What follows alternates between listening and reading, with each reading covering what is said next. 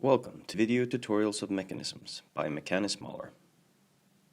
The venturi effect was described scientifically by Giovanni Battista Venturi. He stated that fluids under pressure passing through converging pipes gain speed and lose head, and vice versa for diverging pipes. Venturi was a bright man, and his ingenuity manifested itself when he was describing the venturi effect and when stating that fluid is under pressure. That means that there should be a pressure difference in a pipe for the fluid to flow. Most of the videos on the internet explain the venturi effect by using Bernoulli's famous equation seen here. By using this formula, we can show that the pressure at the point P2 is less than the pressure at point P1.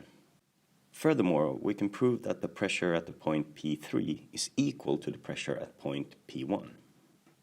That creates a problem, which is the lack of a pressure gradient between points P1 and P3. That is because Bernoulli's equation is driven by assuming inviscid, incompressible flow by using only conservation of energy and conservation of mass.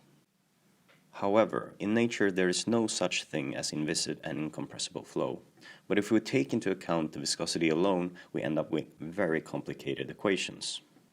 The simplicity of the Bernoulli equation allows us to calculate the flow speed in the pipes by just measuring the pressure drop in converging-diverging nozzles. With the use of a U-tube manometer, as shown here, we can estimate the pressure difference between point 3 and point 2. This pressure difference will also be equal to the pressure difference in between point 1 and point 2. From here we can calculate the flow rate in the pipe. Notice how the pressure differs between the 2 points when we increase the flow speed, and vice versa. Clemens Herschel was the first man to use the venturi principle in his flow meter invention. He named his design the venturi meter out of respect for Venturi's 1797 treatise on the subject. If he'd called his device the Herschel meter, Venturi's name might have been just a small footnote in the scientific books. We should be thankful to Clemens Herschel for his modesty.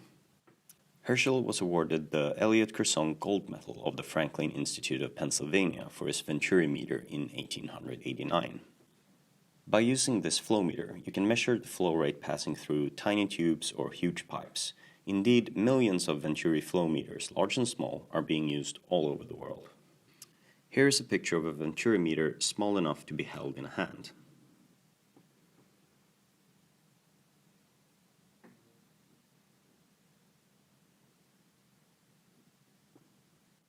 And here is a picture of a venturi meter which is very large when compared to the men working to assemble it.